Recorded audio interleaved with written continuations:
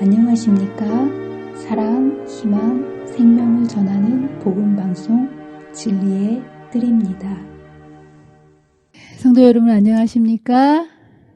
바닷가 모래알 그보다도 더 많은 성도들이 본향에 가서 찬양할 그날을 우리의 마음속에 꼭 새기시고 이 시간을 통하여 이제 그곳에 갈 수 있는 하나님의 뜻을 헤아릴 수 있는 귀한 시간이 되시기를 간절히 바랍니다. 우리 가운데서 역사하시는 능력대로 우리가 구하거나 생각하는 모든 것에 더 넘치도록 능히 하실 이에게 하나님께서는 하나님의 은혜의 바다를 가지고 우리에게 많은 것을 은혜를 부어주시기를 원하십니다. 근데 여러분들 이 하나님께서 준비하신 다함이 없는 은혜는 무엇을 통하여 우리에게 공급될까요? 기도입니다. 그 은혜는 기도라는 것을 통해서 이제 우리에게 주어진다는 사실. 그래서 분명히 정로의 계단에는 기도는 전능하신 자의 무한한 자원을 쌓아둔 하늘 창고를 여는 믿는 자의 수중에 있는 열쇠이다. 여러분 이 열쇠 다 갖고 계십니까? 이제 우리가 그곳에서 결심한 전인적 소그룹을 통한 또한 하나님의 일을 이루어가는 이 일에 있어서 이러한 놀라운 약속, 기도라는 열쇠를 가지시고 하나님께서 이 모든 것을 넉넉히 이루어 주실 것을 기대하며 다시 한번 하나님께 기도로 충성을 다하시기로 결심하는 저와 여러분이 되시기를 간절히 바랍니다. 자, 오늘은 제43강 다니엘서 11장 두 번째 시간입니다. 다니엘 11장은 왕들과 선악간의 전쟁 이야기입니다. 마지막 그 선악간의 대쟁투의 역사를 예언으로 기록해 놓으신 것이 다니엘서라고 하지 않았습니까? 그리고 이제 특별히 다니엘서 11장에서는 앞에서는 나라를 등장시켰다면 다니엘서 11장에서는 나라를 등장시킨다기보다는 왕들을 등장시킴으로 역사를 예언하십니다. 그래서 이제 왕들을 등장시키는데 여기에 등장시키는 나라의 왕들은 모든 각 나라의 왕들을 등장시키는 것이 아니라 몇몇 나라의 하나님의 백성을 공격하고 또 이제 선악간의 대쟁투에서 드러나는 악의 세력을 대표하는 나라들의 왕들을 등장시킵니다. 모든 왕들을 등장시키는 것이 아니라 하나님의 백성과 관련된 왕들을 등장시킨다고 말씀을 드렸습니다. 그래서 지난주에 바사의 두 왕과 헬라의 왕을 우리가 공부를 했습니다. 그래서 첫 번째로 메데 페르시아의 왕들이 수없이 많았지만 대표 왕들 2명을 여기에 다니엘 11장에 등장을 시킵니다. 그 중에 하나가 어떤 왕입니까? 예, 다리오 왕입니다. 이 왕을 등장시킨 것은 이제 특별한 사건 때문이었는데요. 다니엘 6장의 사자굴 사건입니다.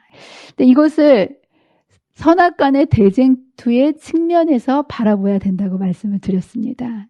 이 사건은 단순히 다니엘이 수석 총리가 되지 못하게 하기 위해서 벌였던 권력 다툼이 아니라 하나님의 백성들이 기한이 차서 포로 귀환령을 내려서 돌아가지 못하도록 하기 위한 사단의 영적 싸움이었고 기도하지 못하게 함으로 막았지만 하나님께서는 다니엘을 통해서 사자의 입을 막으시면서까지 기도하게 하심으로 그가 기도하게 하고 또한 그 기도를 통해서 포로를 귀환시키시는 영적 치열한 싸움을 이곳에서 치루었던 그 역사의 중앙에 다리오라는 왕이 있었기 때문에 바로 이 왕을 등장시키고 있습니다.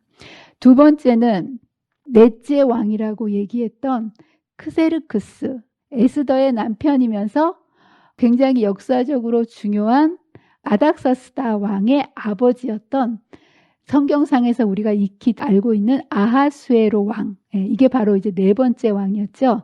이제 이 왕이었는데 이 왕은 무엇 때문에 이 사건의 중심에 이 왕을 등장시키냐 하면 단순히 하만이 그의 권력에 굴복하지 않는 모르드게에 대해서 분노해서 개인적인 보복을 하기 위한 그런 사건이 아니라 이 뒤에는 보이지 않는 굉장한 치열한 선악간의 대쟁투의 역사가 있음을 보게 됩니다. 이 시점이 1차, 2차 포로 귀환령을 통해서 다 돌아가라고 했음에도 불구하고 많은 하나님의 백성들이 남아서 있었던 그런 시점에 예수님의 초림을 막기 위해서 남아있던 유대인들을 멸절시키기 위한 사단의 그 계획이 있었고, 이것을 위해서 하나님께서 모르드게와 에스더를 미리 준비시켜서 하나님의 백성을 구원해내는 이러한 놀라운 사건이 있었기 때문에 이 사건의 중심에 있었던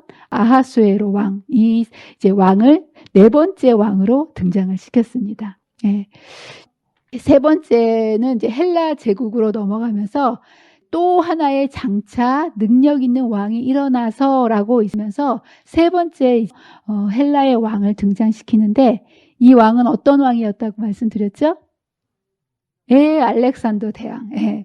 이 알렉산더 대왕을 이렇게 중요하게 계속 등장시키는 이유는 세상이 얘기하는 것처럼 위대한 왕이고 세상을 정복했던 그런 왕이기 때문이 아니라 이 사람이 하나님의 백성과 어떤 관련이 있기 때문이라는 거예요. 이 왕이야말로 하나님의 백성을 헬레니즘 문화를 통해서 정신을 초토화시킨 왕이었다는 거예요. 정말 그 정신 문화를 히브리 사상으로 살아가고 있던 하나님의 백성들을 세상 사상인 이제 헬레니즘, 헬라화 시키는 데에 초석을 놓았던 왕이었기 때문에 하나님의 나라의 운명에 결정적인 역할을 한 그 왕이기 때문에 여기에서 이렇게 중요하게 다루고 있습니다. 이 왕이 그런데 이제 나누어졌다고 말씀을 드렸죠. 그래서 이 나누어지면서 이제 헬라 왕국의 남북조의 역사로 예언이 넘어갑니다. 4개로 나누어 주었다고 이야기하면서 알렉산더가 죽으면서 4명의 장군들이 12년간의 싸움 끝에 나라가 예언한 그대로 4개의 나라로 나눠집니다. 그래서 다니엘서 7장에서는 표범이 4머리로 표현이 됐고요. 그리고 다니엘서 8장에서는 뿔이 꺾이고 거기에서 사방으로 뿔이 났다라는 표현을 통해서 4개의 나라로 나눠집니다. 그런데 다니엘서 11장은 이 상황을 좀 더 자세하게 확장 묘사함으로 인해서 그 다음에 어떻게 이 헬라라는 나라가 이루어지는지를 이렇게 설명해 주고 있습니다. 이렇게 4개로 나누어졌던 헬라 나라가요, 가장 큰 세력을 가졌던 셀류쿠스 왕조, 북방 왕조와 그 다음에 프톨레미의 남방 왕조로 4파전에서 2파전으로 나라가 나누면서 다니엘서 11장은 이 역사를 남방왕과 북방왕으로 예언을 전개해 나갑니다. 이제부터 다니엘서 11장 요 시점부터 마지막 때까지는요, 계속 뭐가 등장하냐면 북방왕과 남방왕이라는 특별한 하나님의 백성을 공격하는 악의 세력을 남방왕과 북방왕의 두 세력으로 이제 예언해 놓고 있습니다. 그런데 이때 시작이 되지만 남방왕과 북방왕이 셀류쿠스 왕조와 프톨레미 왕조를 가리키는 것이 아니라 시대마다 이것이 변화가 된다고 지난번에 말씀을 드렸죠. 그리고 이렇게 남방과 북방을 가르는 기준은 항상 어느 나라를 기준으로 남쪽과 북쪽을 가른다고 말씀드렸죠. 기준이 예루살렘, 그리고 특별히 하나님의 백성을 중심으로 해서 기준이 세계의 역사의 기준과 중심이 어디라는 겁니까? 예루살렘, 그리고 영적으로는 하나님의 백성이라는 거. 이것을 중심으로 해서 이제 남방왕과 북방왕이 나눠지게 됩니다. 지금부터는 남방왕과 북방왕, 세계 속에 나타난 헬라의 역사를 한번 재미있게 공부를 해보도록 하겠습니다. 아마 이런 얘기는 어디 가서 못 들으셨을 거예요. 여기 이제 다니엘서 11장 5절에 보면 남방왕은 강할 것이나 그 군주 중 하나는 그보다 강하여 권세를 떨치리니 그의 권세가 심히 클 것이다. 이렇게 이제 등장하는 왕을 묘사해 놓고 있습니다. 첫 번째로 이제 남방왕을 이야기하고 있는데요. 남방왕은 여기에서 프톨레미 1세입니다. 그리고 그 군주들 중 하나는 그보다 강하여 권세를 떨치리니, 남방왕이 제일 강한 왕으로서 이 프톨레미 왕조, 애굽 그 지역을 차지를 했고요. 그 밑에 있었던 군주 중에 하나가 셀류쿠스 1세인데 그 후에는 더 강력해져 가지고요. 이 나라가 알렉산더 대왕 이후에 셀류쿠스 1세가 더 큰 그 나라를 차지하는 모습을 보게 됩니다. 여러분들 이 남방왕과 북방왕을 이렇게 등장시키는 예언은요. 우리는 지금 다 이루어진 성취를 바라보면서 보기 때문에 그런가 보다라고 이렇게 볼 수 있지만 이것은 정말 어마어마한 예언입니다. 여러분들 우리나라가 생기기도 전에 우리나라에 삼국시대가 있고 그 다음에 고려시대, 조선시대를 거쳐서 우리나라가 대한민국으로 탄생할 것이다라고 알 수 있는 사람이 있을까요? 없을까요? 아무도 없죠. 조선시대까지만 하더라도 조선시대가 끝나면 우리나라가 남쪽은 대한민국이 되고 북쪽은 북한이 될 거라고 누가 생각을 할 수 있겠습니까? 그러면서 북쪽에는 김씨 일가가 다스릴 것이고 밑에는 대통령이 이렇게 이어져 갈 것이다. 그리고 천안함 사건이라든지 6.25가 있을 것이다. 이런 것을 이루어지기 전에 누가 그것을 알 수 있겠습니까? 이런 건 고사하고 여러분들 다음에 대통령이 누가 될 거를 아십니까? 모릅니까? 아는 사람 있을까요? 없을까요? 아무도 없어요. 예. 그런데 여기에서는 성경에서 이것이 이루어지기 몇백 년 전에 이런 헬라 왕조가 나타날 것이고 어떤 왕들이 있을 것이다. 이승만 대통령 다음에 어느 대통령, 문재인 대통령, 그 다음에 어느 대통령 될 것이다 라고 이야기한 거나 마찬가지로 성경의 역사는 이것을 자세하게 설명을 해놓고 있다는 겁니다. 자, 그러면서 이제 북방왕을 설명하고 있는데요. 처음에 프톨레미 1세가 먼저 강할 것이나 군주등 중 하나는 크게 강하여 권세를 떨치리니라고 얘기하면서 남쪽으로 프톨레미 왕조와 북쪽으로 셀류쿠스 이 왕조가 남북으로 대치하는 두 개의 커다란 악의 세력을 담당하는 모습을 보게 됩니다. 근데 여러분들 북방왕과 남방왕이 있는데 이 둘 중에 어떤 나라가 하나님의 나라와의 적군일까요? 보통 적군이 있고 아군이 있지 않습니까? 북방왕이 있고 남방왕이 있는데 서로 싸우는 세력이에요. 북방왕과 남방왕은. 근데 왜 이 두 세력이 등장하면서 하나님의 나라와는 어떤 관계가 있을까요? 이 두 나라들이 이제까지는 바벨론이면 바벨론, 메데 페르시아면 메데 페르시아 이렇게 한 나라들이 하나님의 백성을 공격하지 않았습니까? 근데 여기서는 이제 두 나라가 등장하면서 하나님의 백성을 이제 공격하는데 이러한 선악간의 대쟁투에서 이 두 나라들이 어떤 역할을 하게 됐는가? 무엇일까요? 이것은 굉장히 고도의 사단의 전략임을 보게 됩니다. 여기 위치를 보세요. 이 둘 사이에 어떤 관계가 있냐면 셀류쿠스 왕조가 북쪽에 있고 프톨레미 왕조가 남쪽에 있으면서 지리학적으로 중간에 껴있는 나라가 어느 나라입니까? 이스라엘이라는 나라가 있지 않습니까? 두 나라가 싸우면 반드시 거쳐가는 나라가 어느 나라일까요? 위로 가서 싸우나 위에서 내려오서 싸우나 전쟁이 날 때마다 두 나라가 싸울 때마다 엄청난 희생과 고생하는 나라가 어느 나라입니까? 이스라엘이 될 수밖에 없다라는 거. 이거는 사단이 이제는 한 나라로 만족하지 않고 두 나라끼리 싸움을 붙이면서 고래 싸움에 새우등 터지게 하는 그런 전략으로 하나님의 백성들을 이제 공격하는 전방위 싸움으로 사단이 하나님의 백성을 괴롭히는 모습을 보게 됩니다. 자, 그러면서 이렇게 이제 남북으로 나눠진 나라들이 시작되고 나는데 여기에 보면 몇 해 후에 그들이 서로 단합하리니 곧 남방왕의 딸이 북방왕에게 가서 화친하리라. 남북방의 왕들의 싸움의 구조가 처음에는 서로 싸우는 관계로 시작했다가 세월이 지나면서 그 다음 때에 가서 프톨레미 2세가 결혼 동맹으로 자신의 딸인 베레니케를 안티오쿠스 2세에게 딸을 내줍니다. 여기 보면 남방왕의 딸이 북방왕에게 가서 화친하리라 이렇게 예언하지 않았습니까? 그 예언 그대로 프톨레미 2세가 자신의 딸 베레니카를 안티오쿠스 2세에게 시집을 보냅니다.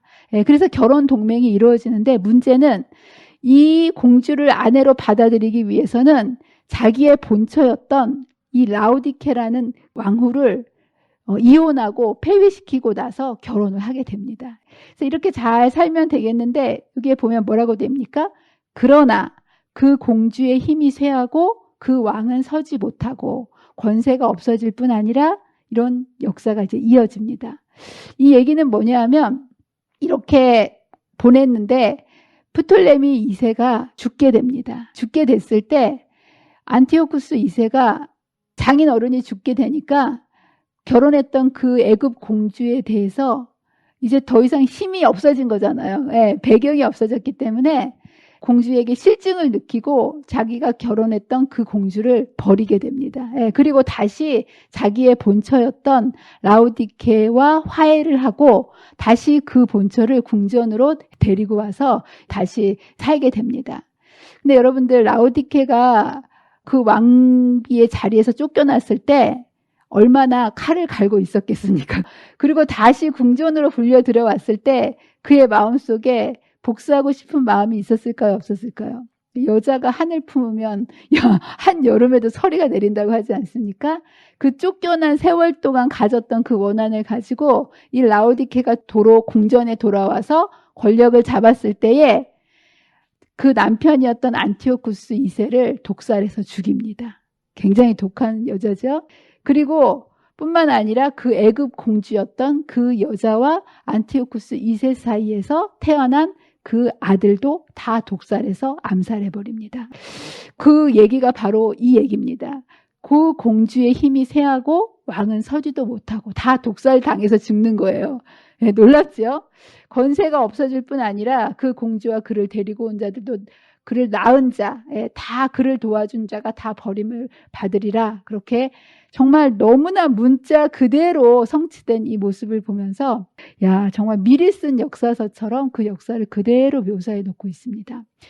여기서 나오는 이 공주의 아버지였던 프톨레미 2세, 프톨레미 왕조가 이렇게 하나님의 백성들을 공격하는 데에 큰 역할을 감당했는데 이 헬레니즘 문화권에서 잘한 게 딱 하나 있어요. 그게 뭐냐면 프톨레미 2세가 히브리 성경을 70인으로 번역한 거. 네, 그래서 예수님 당시에 많은 사람들이 메시아의 탄생을 알 수 있었던 것은 바로 이 성경이 프톨레미 2세에 의해서 번역되었기 때문에. 네, 그래서 이 프톨레미 2세는 독서광이었다고 합니다. 그래서 그 당시에 책이 흔하던 시대가 아니었는데 파피루스로 이렇게 종이로 말려진 그런 책들을 자그마치 20만 권이나 소장할 정도로. 그래서 이러한 경전에 관심이 많았기 때문에 이 사람이 히브리 경전도 번역할 가치가 있다라고 생각했고 그에 따라서 하나님의 섭리로 히브리어로 쓰여져 있던 이 구약 성경을 헬라어로 번역함으로 인해서 그 당시에 세계 공통어였던 헬라어로 모든 사람들이 성경을 읽을 수 있도록 한 장본인이 바로 이 사람이었다는 거. 자, 이렇게 이제 전쟁이 이루어졌을 때 이 공주가 북방 왕조에 시집 가가지고요 죽임을 당한 거예요. 예, 그러면 남방 왕에서 가만히 있겠습니까? 아니겠죠. 예, 여기서 보면 그 공주의 본족에서 난 자 중에 한 사람이 왕위를 이어 권세를 받아 북방 왕의 군대를 치러 와서라고 얘기하면서 프톨레미 3세는 이 공주의 오빠예요. 그 오빠가 동생의 그 베레니케의 오라버니로서 동생의 원수를 갚기 위해 가지고 북방 왕을 치게 됩니다. 그때 여기 그대로 여기에 이야기합니다. 그가 성에 들어가서 그를 쳐서 이기고 신들과 부어 만든 우상들과 은과 금의 아름다운 그릇들을 다 노력하였다라고 얘기하는데요. 이때 북방왕을 이 프톨레미 3세가 공격하여 가지고요. 그 승리한 그 대가로 돌아갈 때 금 4,000달란트를 노획해 가지고 전리품으로 뺏어갔다라는 거예요. 여러분들 1달란트가 우리나라 돈으로 얼마 되는 줄 아십니까? 12억 원이에요. 1달란트가. 근데 여기 역사에 보면 금 4,000달란트 그리고 여기 보면 우상들을 가져간다라고 얘기하지 않았습니까? 우상 2,500점을 노획하여 이제 고국으로 돌아간 사건이 있는데 그대로 이 예언과 정말 똑같이 금과 은과 그리고 우상들을 다 노력해서 본국으로 들어간 이 제3차 시리아 전쟁을 너무나 명확하게 여기에서 예언하고 묘사하고 있다는 거. 이 프톨레미 3세가 셀류쿠스 2세를 공격한 이야기가 있고요. 이 공격을 받았을 때 다니엘서 11장 9절에 보면 북방왕이 가만히 있을 수 없잖아요. 북한이 한번 치면 남한이 한번 치면 이렇게 전쟁이 왔다 갔다 하는 것처럼 북방왕이 또 남방 왕국으로 쳐들어갑니다. 그 쳐들어간 것이 셀류쿠스 2세고요. 그 북방왕은 그 독살당한 안티오쿠스의 아들이 셀류쿠스 2세입니다. 근데 여기 보면 뭐라고 되어 있습니까? 북방왕이 남방왕국으로 쳐들어갈 것이나 아무런 소득 없이 자기 본국으로 물러가리라 라고 표현되어 있죠. 예. 그래서 셀류쿠스 2세가 애굽을 침공하기는 했지만 아무런 소득 없이 본국으로 돌아간 것을 여기에서 설명해 주고 있습니다. 그런데 이제 여기 보면 그러나 그의 아들들이 전쟁을 준비하고 힘이 많은 군대를 모아서 물이 넘친같이 나올 것이요. 이런 예언이 있는데요. 저는 이걸 보면서 너무 놀랐어요. 여기 보면 그의 아들들이라는 표현이 있지 않습니까? 실제로 그 다음에 전쟁을 하게 되는데요. 이 셀류쿠스 2세의 큰 아들이었던 셀류쿠스 3세가 아버지의 원수를 갚기 위해서 이제 애굽 정벌을 준비합니다. 그런데 애굽 정벌을 3년 동안 준비를 했는데 준비를 하다가 죽게 됩니다. 그래서 왕위가 아들한테 물려준 게 아니라 여기 뭐 아들들이었으니까 셀류쿠스 2세의 아들들이니까 형제가 돼야 되지 맞지 않습니까? 그래서 그 셀류쿠스의 동생이었던 안티오쿠스 3세가 실제적으로는 프톨레미 4세를 치러 올라오는 아들들이 전쟁을 준비하고 군대들을 모아서 올 것이다라는 것을 정확하게 묘사해 놓고 있습니다. 예. 자, 그러면서 견고한 성을 칠 것이요라고 하지 않았습니까? 그래서 안티오쿠스 3세가 여기에 와서 요단 동편에 있는 그 남방 왕에게 빼앗겼던 그것을 이제 다시 일시적으로 빼앗은 그 모습을 여기에서 보여주고 있고요. 여기에 보면 이제 또 침략을 받은 남방 왕이 가만히 있을 리가 없겠죠. 여기 보면 남방 왕은 크게 노하여 나와서 북방 왕과 싸울 것이다. 그래서 여기에 제4차 시리아 전쟁을 설명을 해주고 있습니다. 여기 보면 이제 프톨레미 4세가 보병 7만, 기병 5,000명, 전투용 코끼리 73두를 앞세워가지고 북방에 물과 같이 많은 군사를 이제 모여갖고 온 사람을 싸움을 하게 됩니다. 엄청나게 많은 세력을 가지고 왔지만 여기에서 여러분 어디가 이길 거라고 되어 있습니까? 남방왕은 크게 노하여 나와서 북방왕과 싸울 것이라.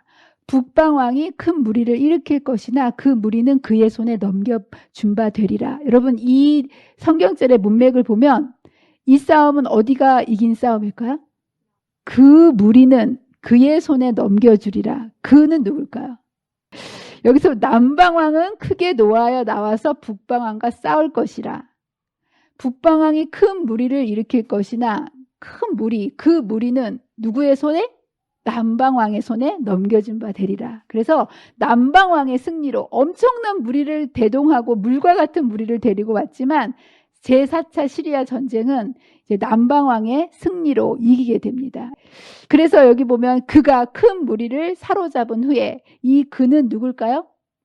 남방왕이겠죠. 예, 엄청난 수를 하고 온 그때에 시리아가 비교도 안 돼 정말 많은 병력을 가지고 왔지만 이집트 근처의 싸움에서 대접전을 벌여서요. 안티오쿠스는 보병 1만 명, 기병 300을 잃고 4,000명이 포로가 되는 대참패를 당하고 이제 퇴각하는 이제 그 전쟁의 모습을 그대로 누가 이길 것인지를 여기에서 설명해 주고 있습니다. 그러면서 여기에 보면 큰 무리를 사로잡은 후에 그의 마음이 스스로 높아져서 남방왕이 자신의 군력보다 훨씬 많은 북방왕을 무찌르고 났으니까 얼마나 교만해졌겠습니까? 예, 그래서 대승한 것에 이 프톨레미 왕 4세가 도취돼서 개선의 행진을 하는 중에 예루살렘을 지나갈 때에 이 사람이 너무 교만해져가지고 교만한 마음으로 하나님의 거룩한 성전을 들어간 거예요. 그리고 지성소까지 막 들어가려고 했을 때 여러분 유대인들은 목숨 걸고 성소를 지키려고 하지 않겠습니까? 그 왕이 비록 애굽의 왕이었지만 성소를 막 들어가려고 했을 때 유대인들이 목숨 걸고 이것을 제지합니다. 그래서 이제 여기에서 쫓겨났던 이 왕이 본국에 돌아온 후에 그 분노를 참지 못해가지고 알렉산드리아에 거주하는 유대인들을 다 모아가지고요, 경기장에 모아놓고 코끼리 부대를 풀어놔서요, 그 유대인들을 밟아 죽이려고 했었어요. 그런데 코끼리들이 유대인들을 밟아 죽이게 하기 위해서 풀어놨는데 유대인들을 밟아 죽이기는커녕 유대인들을 피해 다니는 모습을 보면서 하나님께서 그들을 보호하시는구나, 그래서 겁나가지고 유대인들을 다시 돌려보냅니다. 그런데 그의 마음이 다시 강팍해져서 3년 후에 그 유대인들에 대한 적개심을 가지고, 여기 보면 수만 명을 엎드려질 것이라는 표현이 있지 않습니까? 다시 유대인들을 학살하는, 4만 명 되는 유대인들을 학살한 그 내용을 여기에서 수만 명을 엎드릴 것이나 라고 표현을 해주고 있습니다. 근데 여기 보면 그렇게 했지만 그 세력은 더하지 못할 것이요 라고 남방 프톨레미 4세의 결론을 이야기하고 있는데, 전쟁에 비록 이겼지만 이것이 국력을 신장시키는 데는 별로 도움이 되지 않고요.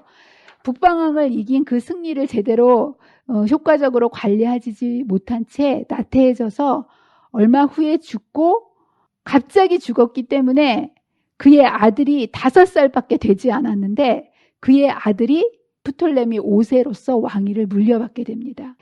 근데 이제 여기 이때 북방왕은 이 전쟁에서 진 다음에 돌아가서 어떻게 한다고 합니까? 다시 군대를 전보다 더 많이 준비하였다가 곧 몇 해 후에 대군과 많은 물건을 거느리고 오리라, 이렇게 얘기하는데요. 결국 이 5살밖에 되지 않은 프톨레미가 왕이 됐다는 소식을 듣고 이 안티오쿠스가 가만히 있겠습니까? 더 많은 것을 준비해서 이제 남방을 치려 전쟁을 하러 오는 그 모습을 묘사해 놓고 있습니다. 근데 여기서 중요한 것은 이 전쟁을 남방왕을 칠 때에 북방 안티오쿠스 4세만 온 것이 아니라 그때에 여러 사람이 일어나서 남방왕을 칠 것이요. 프톨레미 5세를 치게 되는데 시리아 단독으로 치는 게 아니라 여기 보면 뭐라고 표현이 되어 있습니까? 여러 사람이 일어나서 남방왕을 친다라고 묘사를 했는데, 놀랍게도 이 역사에서는 뭐라고 얘기하냐면 이 안티오쿠스 3세가 혼자서 남방 이 프톨레미 왕조를 공격한 것이 아니라 안티오쿠스 3세는 그 당시에 마케도니아 왕이었던 필립 5세와 동맹을 해서 남방왕을 공격하게 됩니다. 이뿐만 아니라 그 당시에 이 헬라가 지배하고 있었던 여기에 대한 이집트 본토인들의 저항이 있었고요. 안티오쿠스 3세를 돕기 위한 유대 나라의 폭력적인, 이제까지는 남방 왕이 이집트 왕조가 유대를 지배하고 있지 않았습니까? 이것에 대해서 북방 왕이 남방 왕을 칠 때에 유다도 누구 편을 들었다는 거예요? 자신을 지배하고 있었기 때문에 북방 왕의 편을 들어서 남방 왕을 공격하는, 그래서 여러 사람이 일어나렸다는 표현을 이렇게 정확하게 성경은 이제 묘사해 놓고 있습니다. 그러면서 내 백성 중에서도 포악한 자가 스스로 높아져서 환상을 이루려 할 것이나 그들이 도리어 걸려 넘어지리라. 이 예언은 무엇을 얘기하냐면 내 백성 중에서, 이제까지 유대 백성은요, 남북쪽 왕조가 시작될 때 남방왕이 훨씬 강하게 시작했기 때문에 남방왕이 노른자 지역이었던 팔레스틴, 이스라엘 지역을 점령하는 걸로 시작을 했거든요. 그런데 이 전쟁을 통해서 남방 왕조가 몰락하고 북방 왕조의 밑으로 이제 들어가는, 여기 보면 내 백성 중에서 이제까지 프톨레미 왕조가 다스렸지만 이 전쟁으로 인해서 프톨레미 왕조가 어떻게 몰락할 수밖에 없는지를 여기서 그대로 이제 예언을 해주고 있습니다. 그러면서 북방 왕이 와서 토성을 쌓고 견고한 성읍을 점령할 것이요, 남방 왕의 군대는 그를 당할 수 없으며 또 그가 택한 군대라도 그를 당할 힘이 없을 것이다 라고 묘사하면서 남북조, 남방왕과 북방, 남방의 프톨레미 왕조와 북방의 셀류쿠스 왕조의 싸움은 처음에는 남방 왕의 강세로 시작됐지만 최후의 승자는 어떤 왕이 됐습니까? 북방 왕이 될 것을 어떤 군대라도 당할 힘이 없을 것이다 라고 이제 북방 왕조의 승을 여기에서 그대로 예언을 해주고 있습니다. 근데 여러분들, 사실 이 남북조의 역사는요, 세계 역사에도 그렇게 자세하게 나오지 않습니다. 알렉산더 대왕이라든가 다리우스 대왕이라든가 이런 사람들에 대한 역사는 세계 역사에도 많이 나오게 되는데요. 헬라의 남북조 역사는 사실 그렇게 많이 다루고 있지 않거든요. 그렇다면 여러분들, 남북조의 왕국의 싸움이 뭐가 그렇게 중요하길래 성경은 이토록 자세하게 예언을 해놓고 있을까요? 이것을 우리가 선악간의 대쟁투로 본다면 이것이 의미하는 것이 무엇일까요? 제가 첫 시간에도 말씀드렸지만 여기에서 나오는 모든 싸움은 뭐라고요? 선악간의 대쟁투의 관점에서 해석을 해야 된다라고 하나하나의 왕들의 싸움들을 제가 말씀을 해드렸지 않습니까? 마찬가지예요. 지금 치열하게 남과 북이 싸우는 이런 남북조의 싸움이 이렇게 일어나고 있는데, 그렇다면 선악간의 대쟁투의 관점에서 헬라 남북조의 역사를 성경이 등장시킨 이유는 무엇일까? 사단은요, 주인공인 하나님의 백성을 초토화시키기 위한 초토화 작전으로 남조와 북조를 등장시키고 하나님의 백성들을 공격을 하게 됩니다. 여러분, 우리나라도 반도국가이지 않습니까? 그래서 여러분 보시겠지만 우리나라를 사이에 두고 중국이 있고 일본이 있는데 두 나라가 싸우려면 항상 어느 나라를 거쳐갑니까? 예, 청일 전쟁도 일본이 중국을 상대로 싸움을 걸 때 어디를 통과해 갖고 가야 되는 거예요. 우리나라를 통과해 가야 되기 때문에 초토화가 되는 나라는 우리나라였어요. 굉장히 심각하죠. 셀루쿠스 왕조도 마찬가지예요. 아까도 말씀드렸듯이 북조인 셀루쿠스 왕조와 남조인 프톨레미 왕조가 두 나라의 정치적인 싸움이 있을 때마다 반드시 그 싸움판이 어디를 거쳐서 싸움을 하게 될 수밖에 없는 거예요? 이스라엘을 거쳐서 싸울 수밖에 없는 것이고요. 두 나라의 싸움을 고조시켜서 중간에 있는 예루살렘 성전을 짓밟게 하고 이제 하나님의 백성들을 핍박하는 일을 그야말로 극대화하는, 완전히 초토화시키기 위한 사단의 교묘한 전략, 이것을 공개하는, 이제 이것을 보여줌으로 인해서 하나님께서는 두 나라가 전쟁할 때마다 초토화되는 이 하나님의 나라의 역사를 미리 보여주심으로 하나님의 백성들이 이것을 어떻게 대처해야 될 것인지를 이제 말씀으로 주셨다라는 거. 이것을 좀 더 구체적으로 얘기하자면 하나님께서는 하나님의 말씀 없이 하나님의 백성들을 방치하신 시대는 없다라는 거예요. 여러분들, 구약의 역사는 말라기에서 끝나지 않습니까? 근데 여러분, 말라기의 역사는요, 사실 메데 바사 시대에 끝나는 거예요.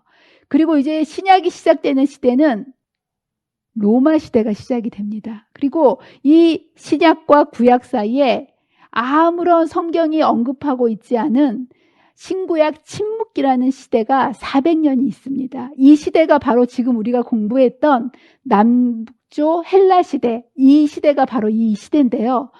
이 페르시아와 헬라의 남북조 시대를 여기에서 이렇게 쭉 설명을 해 주시면서 하나님께서는 이 시대를 하나님의 말씀 없이, 분명히 여기 아모스 3장 7절에 뭐라고 말씀하셨습니까? 주 여호와께서는 자기의 비밀을 그 종 선지자들에게 보이지 아니하시고는 결코 행하심이 없으시리라. 하나님의 약속 아니겠습니까?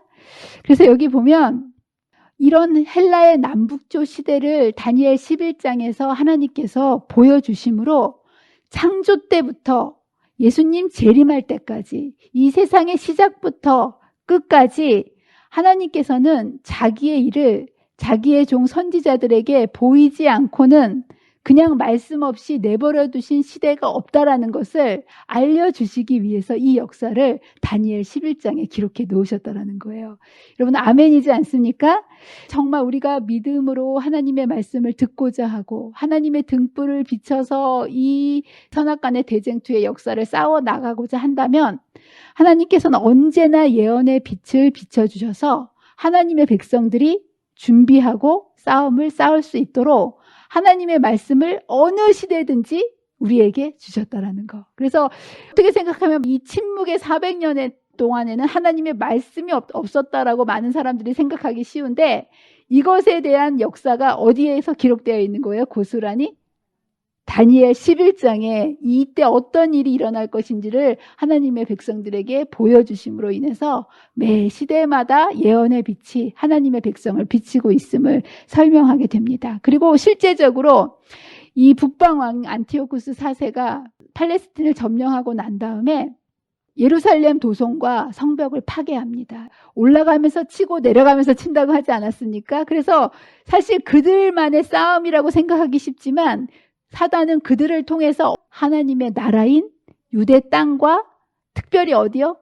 예루살렘 성전을 이렇게 공격을 합니다. 그래서 이 전쟁을 하면서 팔레스틴을 이제까지는 남방 왕조가 점령하고 있었던 이 팔레스틴을 이제 북방한 안티오쿠스 4세가 이 전쟁으로 점령을 한 다음에 한 일이 뭐냐 하면 예루살렘 도성과 성벽을 파괴합니다. 그래서 느헤미야를 통해서 지어놨던 예루살렘의 그 성곽을 다 무너뜨리고요. 무엇보다도 이 성전을 파괴시킵니다. 그래서 성전을 누구한테 봉헌을 합니까? 제우스 신. 그리고 성전에는 많은 보물들이 있지 않습니까? 그런데 전쟁을 하느라고 돈을 너무 많이 썼기 때문에 그 손실을 메꾸기 위해서 성전에 있었던 모든 보물들을 다 탈취해 갑니다. 그리고 상번제를 폐지해 버렸고요. 아침 저녁으로 이게 지내는 상번제를 폐지했을 뿐만 아니라 성전 앞에 우상을 세우고 그 거룩한 그 제단 앞에 돼지 피를 흘려가지고 깨끗한 짐승인 소나 양을 잡아서 제사를 드려야 되는데 일부러 성전을 더럽히기 위해서 돼지 피를 가지고 제물을 바치는 그런 의식을 통해서 공경연하게 사단이 하나님의 성전을 더럽히게 됩니다. 그리고 하나님의 백성의 표시였던 안식일과 유대인들이 행하고 있었던 할례를 폐지함으로 인해서 하나님의 백성들을 초토화시켰고요. 이것을 저항하는 백성들을 이스라엘 백성들은 안식일에는 아무것도 하지 않잖아요. 교묘하게 이것을 이용해서 안식일에 수많은 하나님의 백성들을 무참히 죽이는 그 일을 자행했던 왕이 바로 북방왕인 안티오쿠스 4세입니다. 이 시대 동안에 너무나 하나님의 백성들을 공격하고 성전을 더럽혔기 때문에 유대인들이 목숨 걸고 여기에 봉기하는 투쟁이 3.1 운동과 같은 그런 투쟁이 있었는데 그것이 여러분들이 잘 알고 있는 마카비 전쟁이라고 해서요. 이 전쟁으로 인해서 약 100년 동안 유대인들이 바벨론 시대부터 계속 식민지화 됐던 그 시대 동안에 잠깐 동안 독립하는 그런 시대가 이제 되게 됩니다. 이러한 지나간 역사를 예언을 통해서 이렇게 수백 년의 역사를 기록해 놓으신 이유는 단 한 가지입니다. 뭘까요?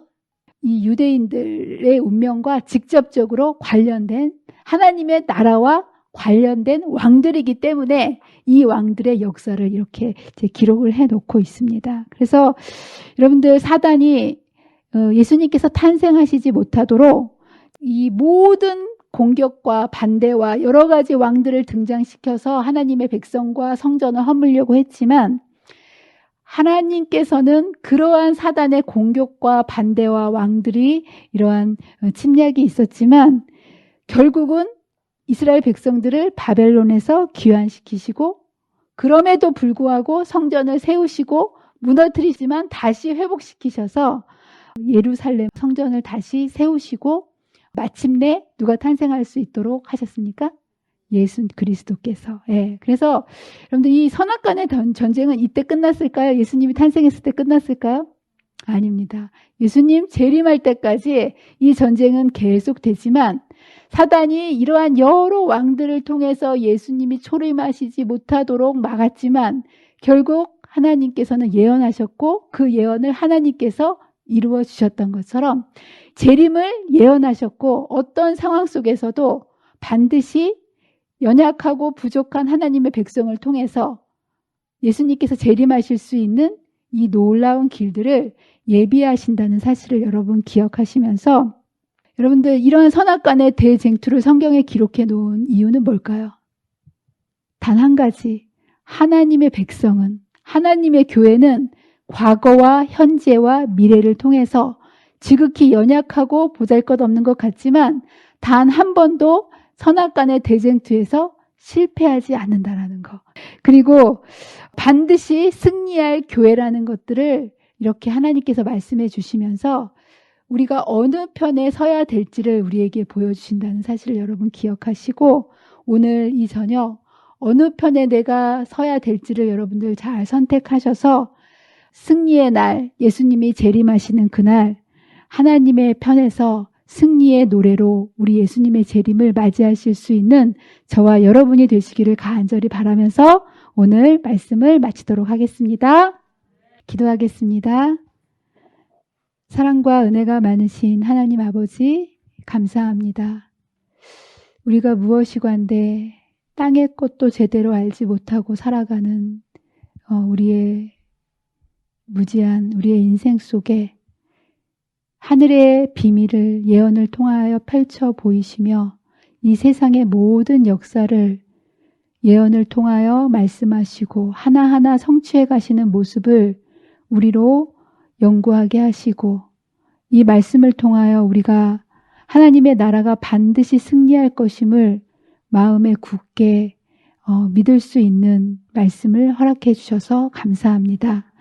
우리가 눈에 보이는 대로 땅의 것을 쫓아 살지 않게 해주시고 말씀이 약속해 주신 대로 하나님의 나라가 승리할 것을 우리가 믿고 매 순간순간 우리의 대장 되시는 예수님을 선택할 수 있게 해주셔서 이 눈에 보이지 않는 치열한 선악간의 대쟁투에서 우리의 삶 속에서 이루어지는 많은 전쟁들 속에서 우리를 통해 주님께서 승리케 해주시는 놀라운 믿음의 경험들을 날마다 이루며 살아가게 해주시고 최후의 날 예수님 재림하시는 그날 기쁨으로 주님을 맞이할 수 있는 하나님의 백성으로 굳게 설 수 있도록 저희와 함께 해주시기를 사랑과 은혜가 많으신 예수님의 이름으로 간절히 기도합니다.